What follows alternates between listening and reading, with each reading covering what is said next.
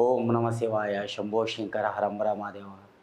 Yeah Lakshmi ఏడుకొండలవాడ వెంకటేశ్వర స్వామి, yeah Lakshmi Narasimhaswamy, నీ పాదాల సాక్షిగా ఈ మార్చి 15 తారీఖు వరకు ఎలా ఉంది ఒకసారి మేషరాశి వారికి చిలకమ్మ తెమ్మ మేషరాశి వారికి మార్చి 1వ తారీఖు నుంచి 15 తారీఖు వరకు ఎలా ఉంది చూద్దాం. మేషరాశి వారికి శివుడు వచ్చాడండి. ఈ మేషరాశి వారికి ఈ మార్చి 1వ తారీఖు నుంచి 15 తారీఖు వరకు అష్టమ దళిద్రం, చాలా కష్టాలు, చిక్కులు, అనుభవం వస్తాయని మీరేం బాధపడకండి. ఆ భగవంతునికి దయ వల్ల కానీ మీకు మంచిగా ఉంది. కలిసి వచ్చే రాబోయే రోజుల్లో మంచి కలిసి వస్తుందండి.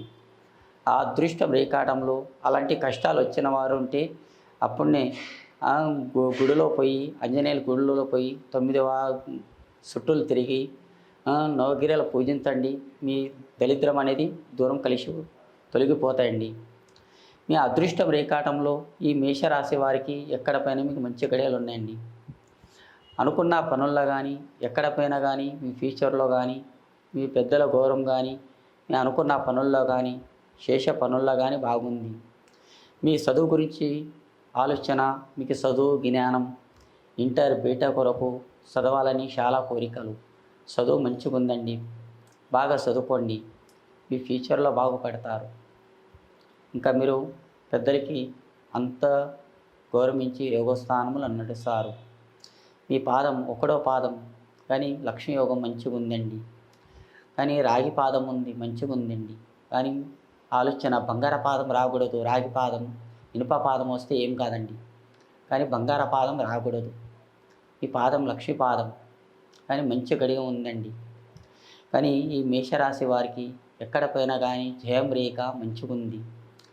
కానీ తొడపుట్టిన వాళ్ళతోటి కానీ సుఖపడే జీవితం ఎక్కువ ఉండదండి.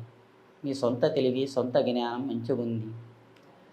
కానీ ఆలోచన రేఖాటంలో కానీ, శేష జాబ్లో కానీ, ఉద్యోగంలో కానీ కష్టాలు, చిక్కులు, లేనిపోని మాటలు, లేనిపోని చికాకులు, లేనిపోని లెక్కలు, అక్కడ మాట ఇక్కడ మాట, అలాంటి ఎన్నో వస్తూనే ఉంటాయండి. అలాంటి మాటలు వస్తున్నాయని టెన్షన్ తీసుకోకండి. అవి మొత్తం తొలగిపోతాయి. నేను అనుకున్న పనుల్లో కానీ బాగుంటుంది. వాడు అలా చెప్పాడు కదా, మనం ఎట్లా నడిచాం కదా అనేది కాదండి. మన సొంత తెలివితో నడవాలండి. ఎవరో పుల్లలు పెడుతున్నారని మీరు బాధపడకండి. మీకు బాగా జరుగుతున్నాయి. ఆ బాగా జరుగుతున్నాయని ఎక్కువ ఆశపడకండి. ఎంత ఉన్నదో అంతవరకు ఉండండి. మీ ఫ్యూచర్లో బాగుంటుంది. మీకు కష్టాలు చెక్కులు అన్నీ తొలగిపోతండి. ఆ జై శ్రీరామ్ అని మొక్కండి. జై శ్రీరామ్.